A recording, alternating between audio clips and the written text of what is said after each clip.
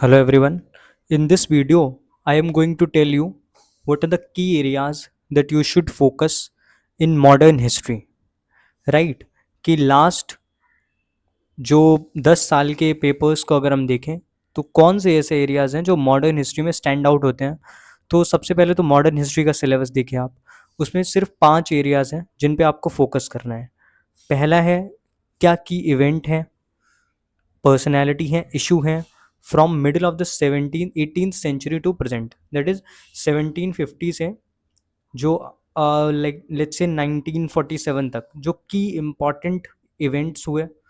ठीक है, जैसे साइमन कमीशन का आना एक इवेंट है। पर्सनैलिटीज़ में आप गांधी जी को देख लीजिए, बोस को देख लीजिए, अभी मैं आपको प्रीवियस ईयर क्वेश्चन भी दिखाऊंगा। और क्या की इश्यूज रहे, like British administration was an issue, economic collapse of India was an issue, India becoming a colony was an issue, और ओवरऑल जो इम्पैक्ट्स रहे ब्रिटिश पॉलिसीज़ के ऑन इंडिया वो एक इशू थे। दूसरा जो पोर्शन है सिलेबस का वो फोकस करता है फ्रीडम स्ट्रगल पे कि वेरियस स्टेजेस क्या थी फ्रीडम स्ट्रगल की। लाइक आप देखते हैं मॉडरेट्स का राइज होना, तो वो एक स्टेज को दिखाता है 1885 टू 19 लेट्स से 05, तो वो एक स्टेज है। फिर आप देखते हैं एक्सट्रीमिस्ट का राइज, फिर आप देखते हैं एक रिवोल्यूशनरी फेज आता है। तो ये वेरियस स्टेजेस हैं फ्रीडम स्ट्रगल की, and then comes Gandhian stage.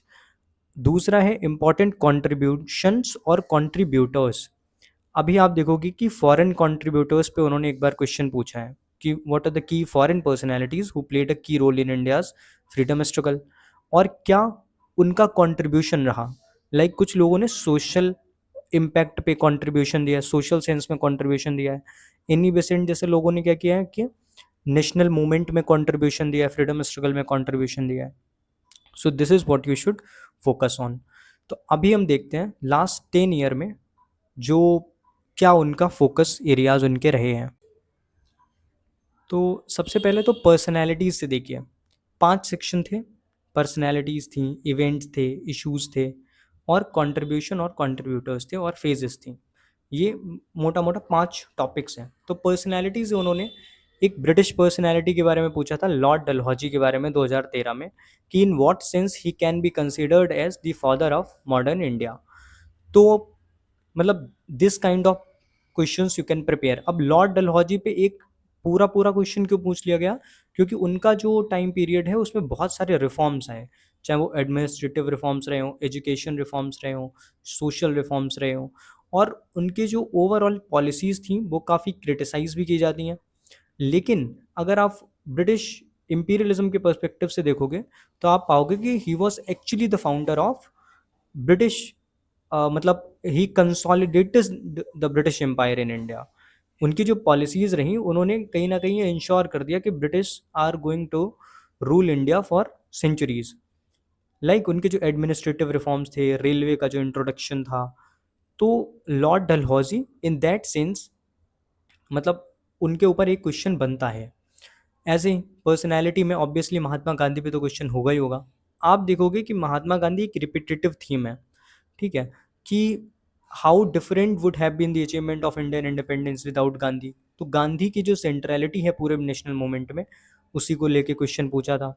फिर एक गांधी जी का कंपैरिजन पूछा था बोस से, सुभाष चंद्र बोस से, कि उनकी क्या अप्रोच थी फ्रीडम स्ट्रगल को लेके। हमें पता है कि मतलब Subhash Chandra Bose wants to be a revolutionary, वो वायलेंस से चाहते थे freedom struggle. Gandhi ji non violence को अडेयर करते थे।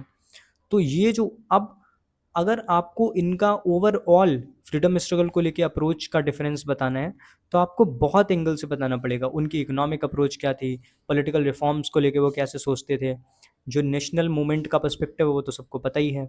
इसके साथ साथ एजुकेशन पे उनका क्या पर्सपेक्टिव हो सकता है, सोशल रिफॉर्म्स को वो कैसे देखते थे। तो you can also make use of this angle. इसके बाद आप सिग्निफिकेंस बताइए थॉट्स ऑफ महात्मा गांधी का इन प्रेजेंट टाइम्स। ये क्वेश्चन मैंने पीवाईक्यूज में भी दिया था अभी आपको करने के लिए, तो आपने लिखा होगा।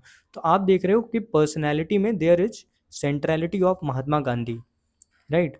2020 में एक क्वेश्चन पूछा था कि लॉर्ड कर्जन की पॉलिसीज का क्या इम्प्लीकेशन हुआ।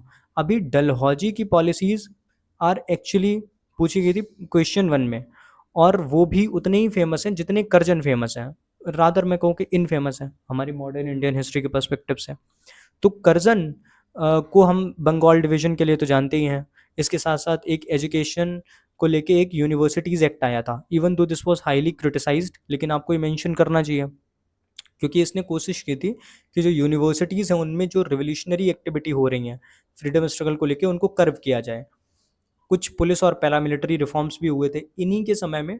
आई थिंक मुस्लिम लीग का फॉर्मेशन भी हुआ था। तो मतलब ही सोड the seeds of division among the people. तो इनकी क्या पॉलिसीज़ थी और इनके लॉन्ग टर्म इम्प्लीकेशंस क्या थे वो आपको बताने हैं। तो पर्सनैलिटीज़ में अभी तक हमने देखा कि वो ब्रिटिश जो फेमस गवर्नर्स हुए, वाइस रॉयज़ हुए, उन पे फोकस कर रहे हैं। और हमारे जो खुद के नेशनल फ्रीडम फाइटर्स हुए, जैसे there is centrality of Mahatma Gandhi ji. अब गांधी से रिलेटेड वो डिबेट्स पूछ ले रहे हैं, कहीं टैगोर के साथ, कहीं बोस के साथ, तो वो भी आपको प्रिपेयर करनी है। Constructive programme of Mahatma Gandhi पूछा था, खास तौर पे नॉन कोऑपरेटिव मूवमेंट और सिविल डिसोबीडियंस मूवमेंट में। So this is something that you should also prepare. अब सीडीएम तो पढ़ते ही हो आप। अब सीडीएम और नॉन कोऑपरेशन में मेन अंतर ये था कि टैक्स भी देने से मना कर दिया था सीडीएम में गांधी जी ने।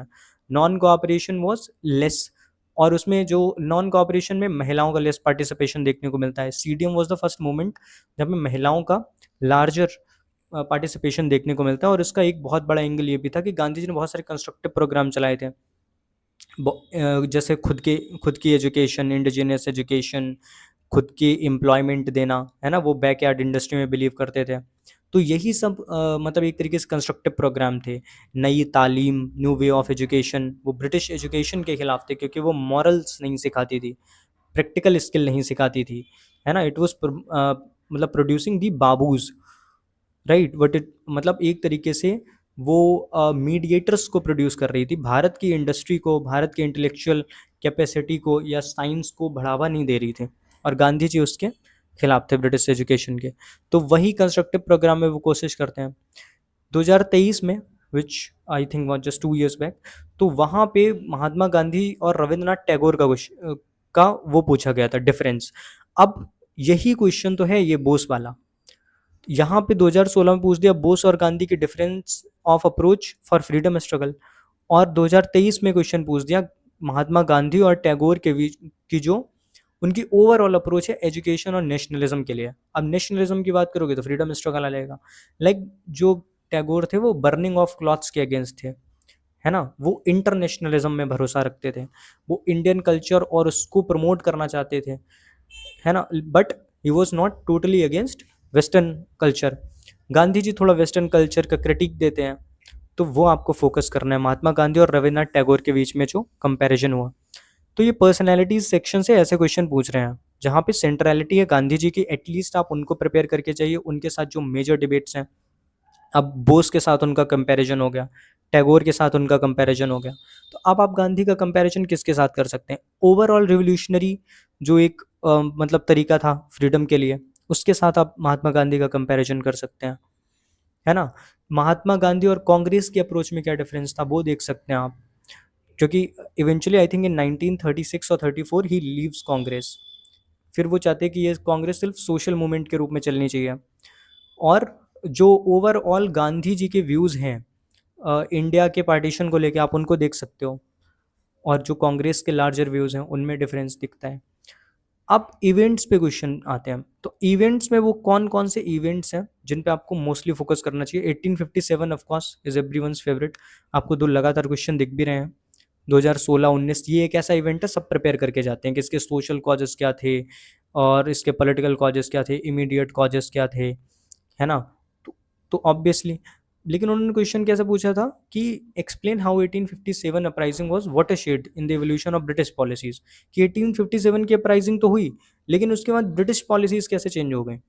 ब्रिटिशर्स ने उसके बाद कोई सोशल रिफॉर्म्स करने बंद कर दिया। ब्रिटिशर्स ने उसके बाद आर्मी में वो रिफॉर्म लेके आए जहाँ पे उन्होंने रेशियो 2:1 का कर दिया। उन्होंने कास्ट बेस्ड रेजिमेंट्स को बढ़ावा देना स्टार्ट कर दिया, राइट, जिससे इंडियंस आपस में बटे रहें और कभी भी ये भावना दोबारा नहीं आए। और अगर आप देखोगे तो एक तरीके से जो वो वाली प्रेशर कुकर थ्योरी थी, तो उसमें ये भी था कि द फॉर्मेशन ऑफ कांग्रेस थोड़ा सा मतलब डिसेंट को थोड़ा स्पेस दिया गया, लेकिन वो इमीडिएटली नहीं हुआ था, वो लॉन्ग टर्म में हुआ था। इमीडिएटली तो ये था कि बहुत वायलेंट तरीके से पूरे रिवॉल्यूशन को क्रश किया गया था। जो लोग बचे हुए थे उनके साथ भी बहुत वायलेंस हुई थी। पॉलिसीज़ वाइज़ ये चेंज आया था कि इंडियन एडमिनिस्ट्रेशन को थोड़ा-सा मतलब इंडियंस का पार्टिसिपेशन बढ़ाया गया था, which was seen in 1861 council what they asked in 1850 on 1857। फिर इसी क्वेश्चन को उन्होंने 2019 में ऐसे पूछा था कि 1857 में जो अपराइजिंग हुई थी, वो उससे पहले जितने भी बहुत सारे रिविलियंस हुए थे, छोटे और बड़े, उनका एक कल्मिनेशन था, जो उससे 100 साल पहले हुए थे। तो आप याद कीजिए कि तो मतलब आप सोचने की कोशिश करिए कि कौन-कौन से ऐसे रिविलियन हैं जो 100 साल पहले में जो आप मेंशन कर सकते हो। सबसे पहले आप स्टार्ट करिए सन्यासी रिविलियन से।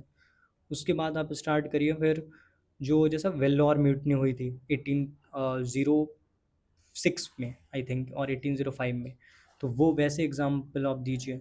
एक कच्छ रिविलियन हुआ था, राइट। एक बाघेरा अपराइजिंग हुई थी, संथाल रिविलियन हुआ था। तो ये जस्ट 1 और 2 ईयर बैक हुआ था संथाल रिविलियन। तो इन्हीं सब का कल्मिनेशन था ये 1857 का रिवॉल्ट। 2019 में उन्होंने पूछा था कि ब्रिटिश इंपीरियल पावर का क्या रोल रहा ट्रांसफ़र ऑफ पावर को कॉम्प्लिकेट करने में। लाइक जो माउंट बेटन प्लान था, Mountbatten was the family member of British royal family, right. तो और उनका भारत का वॉइस रॉय बनना just before the transfer of power, तो it obviously complicated the process. It's also involve the British royal family in India transfer of power. तो वहाँ पे जो डेमोक्रेटिक पार्लियामेंट है उसका रोल थोड़ा कम रहा इंडिया के ट्रांसफ़र ऑफ पावर में, लेकिन रॉयल फैमिली का ज़्यादा रोल रहा। तो आपको उसको फोकस करना यहाँ पे चाहिए, रॉयल फैमिली के पर्सपेक्टिव से क्वेश्चन था। 2022 में ब्रिटिश ईस्ट इंडिया कंपनी ने कैसे जीतती रही वो, इवन दो हमारी आर्मीज बेटर इक्विप्ड थी, ज़्यादा थी नंबर में, लेकिन फिर भी कैसे ब्रिटिशर्स ने हमारे जो इंडिजिनियस किंग्स थे उनको हरा दिया, वो क्वेश्चन था। तो दिस वाज एन इशू, ये तो डायरेक्टली मेंशन्ड है उसमें स्पेक्ट्रम वगैरह में, राइट। अभी ट्रांसफ़र ऑफ पावर वाला आप इसको कॉम्प्लिकेटेड क्वेश्चन मान सकते हैं थोड़ा। मतलब एक तरीके से इसको लिख पाना उतना आसान नहीं होगा, एक लिमिट के बाद 2-3 पॉइंट हमारे मन में आते हैं। लेकिन ये एक ऐसा क्वेश्चन है 2022 वाला जो मतलब आपको आसानी से करना चाहिए था, क्योंकि मतलब वी ऑल नो कि उनके पास गन्स थी और हमारे रूलर्स के पास जो थी वो स्वॉर्ड्स वगैरह यूज कर रहे थे। हमारी आर्मी जो है मॉडर्न ग्राउंड्स पे इक्विप्ड नहीं थी, राइट। जो मॉडर्न हमारे पास एमिनिशन नहीं था, ट्रेनिंग नहीं थी मॉडर्न, और रिसोर्सेज भी बहुत कम थे उनकी जो। और जैसे कुछ रूलर्स हुए, लाइक जो हैदर अली था या जो महाराजा रंजीत सिंह थे, उन्होंने यूरोपियन लाइंस पे अपनी आर्मी को ट्रेनिंग भी दी, लेकिन स्टिल वो उस लेवल पर उनको मैच नहीं कर पाए in reinforcement, in terms of innovation, और also the role of their leaders. ठीक है, जैसे कि क्लाइव थे उनके पास, Robert Clive, he played a major role in battle of Plassey and Buxar. तो वो सब चीज़ों को पे आप फोकस करिए इसमें। 2022 में था कि फेमाइंस जो आई थी 18th सेंचुरी में। 2024 में क्वेश्चन पूछा था क्विट इंडिया मूवमेंट के क्या रिजल्ट थे और किस वजह से हुआ था ये।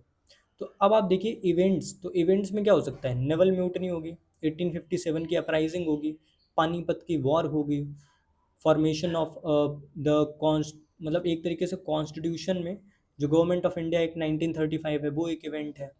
ऐसे जो बहुत सारे एक्ट आए, फॉर्मेशन ऑफ मुस्लिम लीग वो एक इवेंट हो सकता है। तो ये इवेंट्स हैं, तो आपको इन इवेंट्स पे फोकस करना है। लाइक जितने भी गांधी जी की मूवमेंट्स थी, चाहे CDM हो, नॉन कॉपरेशन मूवमेंट हो, क्विट इंडिया मूवमेंट हो, ये सारे एक इवेंट्स को दिखाते हैं, ये इवेंट्स थे। काकोरी कांड को इस बार वो पूछ सकते हैं क्योंकि इट अकर्ड इन 1925, अभी चल रही है 2025। तो क्वाइट देयर आर चांसेस कि इस बार वो काकोरी रेलवे जो इंसिडेंट था उसको पूछ लें, तो उसको आप पढ़ के जाइए क्योंकि 100 ईयर्स पूरे हो रहे हैं उसको। तो गांधी जी पे इस बार एक क्वेश्चन आ सकता है इन जनरल। इसके बाद अगर आप देखो तीसरा टॉपिक था इश्यूज़, कि इश्यूज़ क्या रहे हैं, राइट, फ्रॉम 1750 टू 1947। एक तो इश्यूज़ में क्या आता है, एक larger perspective, like economic policy of British, women's के लिए जो सोशल रिफॉर्म हुए 19th सेंचुरी में वो एक इशू थे, वुमेन इश्यूज़ वर देयर, है ना। चाहे वो उनकी चाइल्ड मैरिजेस हों या उनको उनका पॉलिटिकल रिप्रेजेंटेशन हो या वुमेन एजुकेशन हो या बर्निंग ऑफ विडोज़ हो, है ना, या रीमैरिज ऑफ विडोज़ हो। तो ये सब रिफॉर्म्स वाली चीज़ें थी। और ये मतलब एक बहुत कॉमन थीम है, आपने प्रिपेयर की होगी, बस उसमें नाम को याद रखिए, कुछ एक दो बुक्स को याद रखिए जो उस टाइम पे लिखी गई हों, और एक दो केसेस जैसे रखमाबाई केस वेरी फेमस, तो आप उसको मेंशन करना मत भूलिए। अगर ऐसा क्वेश्चन आ जाए तो इट वुड बी अ मतलब इजी पिक फॉर यू। इस पे आपको अच्छा आंसर लिखना चाहिए, क्योंकि इस पे आंसर तो हर कोई लिखेगा, लेकिन जो ज़्यादा नाम मेंशन करेगा, बुक मेंशन करेगा, इवेंट को मेंशन करेगा, वो ही विल स्कोर बेटर। तो 2017 में एक क्वेश्चन था कि आर्टिसनल इंडस्ट्री का डिक्लाइन कैसे हुआ और इसने कैसे पूरी रूरल इकोनॉमी को क्रिपल कर दिया। तो ये एक इशू था obviously, decline of India's indigenous industry was an issue. 2024 में इसी से रिलेटेड क्वेश्चन था कि जो इंग्लैंड में इंडस्ट्रियल रिवोल्यूशन होता है, वो हमारे जो देश का जो हैंडीक्राफ्ट है और जो हमारे देश के जो कॉटेज इंडस्ट्री है, उसके डिक्लाइन के लिए कैसे रिस्पॉन्सिबल है।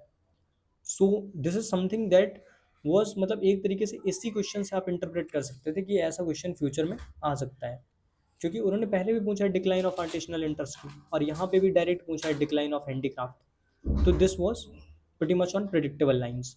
2017 में फिर एक क्वेश्चन आया था कि 18th सेंचुरी की जो इंडियन पॉलिटी थी वो बड़ी फ्रेगमेंटेड थी। तो ऑब्वियसली आप जिस 5 मिनट के लिए सोच के देखिए कि मराठास हैं, मुगल्स हैं, कर्नाटक है, इमरजेंस ऑफ न्यू किंगडम्स है, 18th सेंचुरी में हमें देखने को मिलता है अवध, बंगाल, है ना। तो ऐसे टाइप के प्रोविंसेस, मुगल प्रोविंसेस का इमरजेंस होता है जो कम्प्लीटली ऑटोनॉमस होते हैं। वो मुगल्स को सिर्फ टोकन सोवरेनिटी में मानते हैं, वो एक्चुअली में वो खुद में सॉवरेन स्टेट है। फिर कुछ रेबल स्टेट्स जैसे जाट हुए, सिख हुए, मराठास हुए, इस तो obviously Indian polity was quite fragmented. वही सब पूछा था, आप एक मैप बनाइए, उसमें दिखा दीजिए कि कौन से एरियाज में कौन से न्यू किंगडम्स इमर्ज होती हैं और मुगल पॉलिटी कैसे एक तरीके से मुगल स्टेट क्रम्बल कर जाता है। 2023 में क्वेश्चन था कि कॉलोनियल रूल्स ने कैसे ट्राइबल्स को अफेक्ट किया। तो this was an issue obviously. तो देखो, कॉलोनियल रूल्स का ट्राइबल पर इफेक्ट, कॉलोनियल रूल्स का हमारी जो इंडिजिनस इंडस्ट्री है उस पर इफेक्ट, और वुमेन का question overall, colonial economic policies, तो ये सब मेजर इश्यूज थे। Taxation was a major issue, है ना। तो इन सब पे क्वेश्चन आएगा ही आएगा। इसके बाद द फ्रीडम स्ट्रगल, जो ओवरऑल जो वेरियस स्टेजेस रहीं।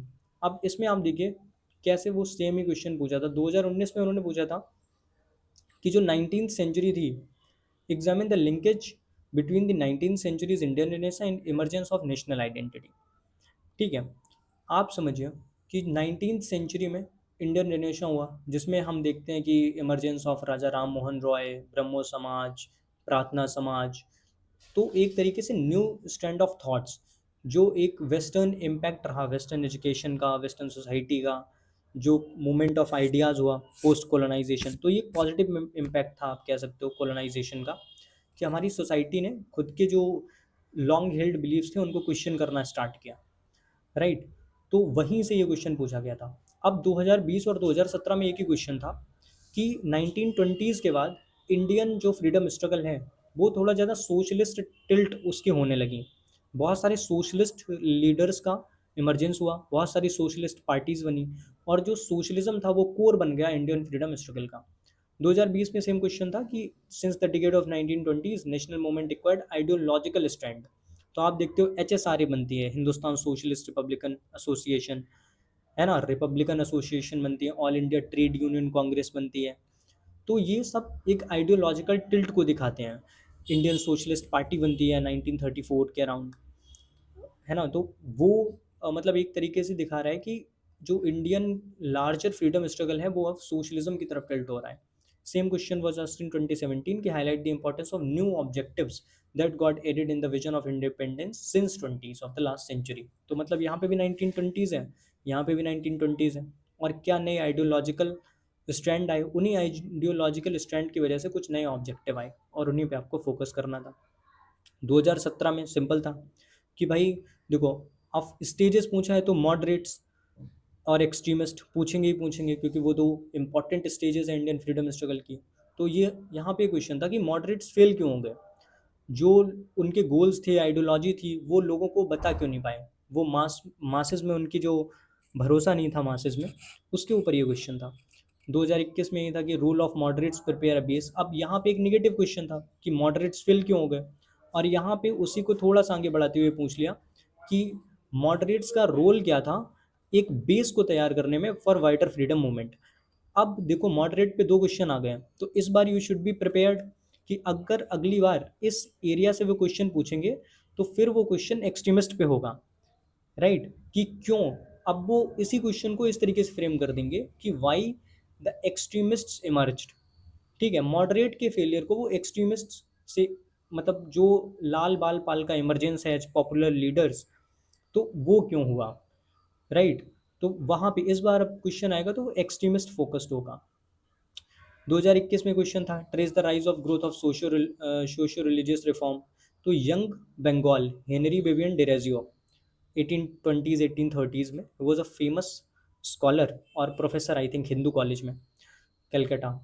और मतलब उन्होंने एक तरीके से जो बहुत शानदार, मतलब एक ग्रुपिंग टाइप की बनाई थी जिसमें सब लोग जो लॉन्ग हेल्ड बिलीव्स थे, सोसाइटी के जो ट्रेडिशनल नॉर्म्स थी उनको क्वेश्चन किया करते थे। और उन्होंने इवन जो कॉलोनियल पॉलिसीज़ हैं उनको भी क्रिटिक करना सिखाया अपने स्टूडेंट्स को। तो this was actually a very good moment even though he died very early. तो ये सब स्पेक्ट्रम में डायरेक्टली मेंशन्ड है, आप वहाँ से पढ़ सकते हो। ब्रह्म समाज, तो अब आप बता सकते हो कि भाई सोशियो रिलीजियस रिफॉर्म जो हुए उनमें ब्रह्म समाज और यंग समाज, जो यंग बंगाल मूवमेंट थी हेनरी बेवेरियन डेरेजियो की, तो वो इन दोनों को स्पेशल रेफरेंस देके आपको बताना है। तो पहले तो आप बताइए कि राइज होता ही क्यों है, बैकग्राउंड दीजिए। फिर आप बताइए कि इनकी ग्रोथ कैसे होती है। इसके बाद है कंट्रीब्यूशन या contributor to different different stages. अब भाई एक्चुअली में इसके लिए मैं आपको एक थीमेटिक वो भी दूंगा कि आप इस थीम को कैसे आंसर कर सकते हो। तो उन्होंने पूछा क्या क्या है, उन्होंने एक बार फॉरेनर्स का कंट्रीब्यूशन पूछा है, एक बार उन्होंने वुमेन का कंट्रीब्यूशन पूछा है, फिर से अगेन रोल ऑफ वुमेन और स्पेशली गांधीयन फेज में। तो 2013 में जो क्वेश्चन था वो डायरेक्टली वुमेन था कि how women were torch bearer of the freedom struggle. 2016 में उसको एक्सटेंड कर दिया और कहा कि बताओ role of women during Gandhian phase. 2019 में पूछ पूछ दिया कि many voices strengthen and enrich the nationalist movement during Gandhian phase. तो देखो दो फेजेस को जोड़ रहे हैं, एक तो कह रहे हैं कि कंट्रीब्यूशन क्या रहे, फिर कह रहे हैं कि गांधीयन फेज में कंट्रीब्यूशन क्या रहे।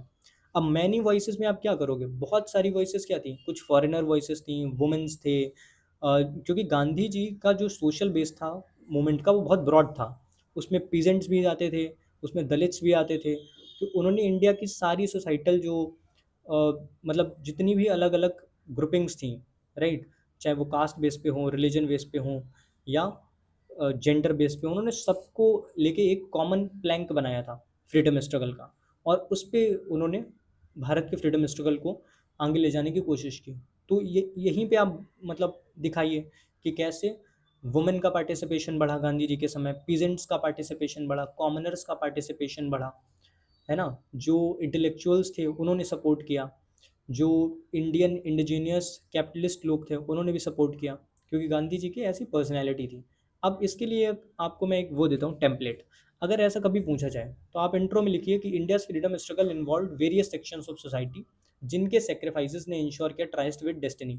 सो this should be your go to intro, मतलब आप इसको हमेशा ऐसे ही लिखिए, ठीक है? इसमें कुछ भी चेंज करने की जरूरत नहीं है, चाहे कुछ किसी का भी कंट्रीब्यूशन पूछा जाए, वो पूछ दे वुमेन का कंट्रीब्यूशन, तब भी ये बात ठीक हो जाएगी कि involve various section of society, तो उसमें वुमेन भी तो कवर्ड हो गई ना।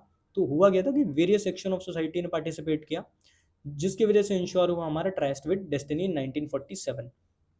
बॉडी में आप लिखिए, अब जैसे उन्होंने वुमेन पे पूछा है या उन्होंने लेबरर्स पे पूछा है, जिस पे भी पूछा है उसी को डायरेक्ट हेडिंग वन में डालिए कि वुमेन कैसे वो टॉर्च वियरर थी हमारी फ्रीडम स्ट्रगल की, या लेबर कैसे फोर फ्रंट पे थे, या वुमेन कैसे फोर फ्रंट पे थी। उसके बाद आप 4 पॉइंट लिख लीजिए उनसे रिलेटेड कि अब आपको पता होना चाहिए स्पेसिफिक एग्जाम्पल्स किसी वुमेन के, लाइक सरला देवी चौधरानी, उनका क्या रोल रहा, सुचेता आई थिंक कृपलानी, और उसके बाद मतलब एनी बेसेंट, है ना, सरोजनी नायडू। तो अगर वुमेन पे पूछा जाए तो ये सब आ सकते हैं। अब की रोल क्या रहा फ्रीडम स्ट्रगल में, अब आप बताओ कि की रोल क्या था फ्रीडम स्ट्रगल में। ठीक है, पहले तो आप बताओ कि वेरियस वुमेन कैसे थी मतलब टॉर्च वेयरर। तो आप उनके कंट्रीब्यूशन बताओ कि उन्होंने, जैसे मैंने ये आंसर लिखा है from the perspective of labourers या मतलब पीजेंट्स। तो उनका क्या था, देखो वर्कर क्लास तो अभी तक तो वो एक्सक्लूडेड थे, लेकिन फिर जो जब मॉडरेट्स के बाद जब गांधी जी का एरा आता है, तब उनको उनका फुल फ्लेज पार्टिसिपेशन स्टार्ट हुआ फ्रीडम स्ट्रगल में।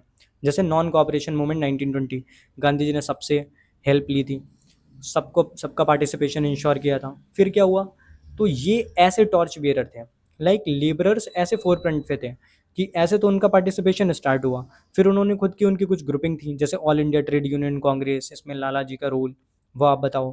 फिर द डिक्लाइन ऑफ हैंडीक्राफ्ट्स हुआ, इसीलिए उनको समस्याएं थी, तो इसीलिए उनके भी कंसर्न्स थे। रेलवे हड़ताल हुई थी 1880s में, अहमदाबाद में स्ट्राइक होती है।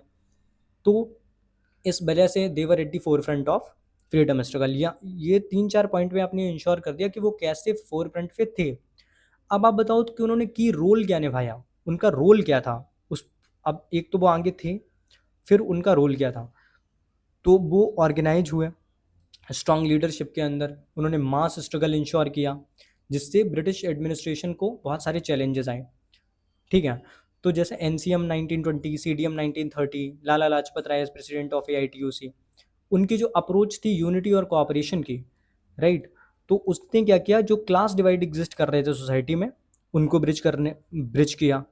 ठीक है, बहुत मतलब वेरियस जो इंटरसेक्शनल आइडेंटिटीज़ हैं, मतलब एक व्यक्ति की, कि हो सकता है कि वो लेबर हो, फिर वो हिंदू भी हैं, और फिर वो एक डिवीजन देखने को मिलता है हिंदू मुस्लिम में समाज में, तो उसको भी ब्रिज किया, राइट। जो क्लास डिवाइड है उसको भी ब्रिज किया।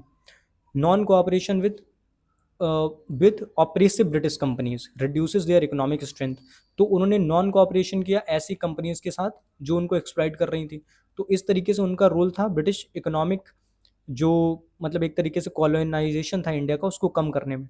फिर उसके बाद आप बता दीजिए कि लिमिटेशंस थी किसी का भी पार्टिसिपेशन, लाइक वुमेन के पार्टिसिपेशन की लिमिटेशंस क्या थी, कि वुमेन को कहीं पे भी की रोल नहीं दिया गया था, वो कहीं पे भी मतलब हेड नहीं थी किसी मूवमेंट की, उनका रोल पेरिफेरल था। ओवरऑल सोसाइटल सेकल्स थे वुमेन को लेके, लाइक पैट्रियार्की।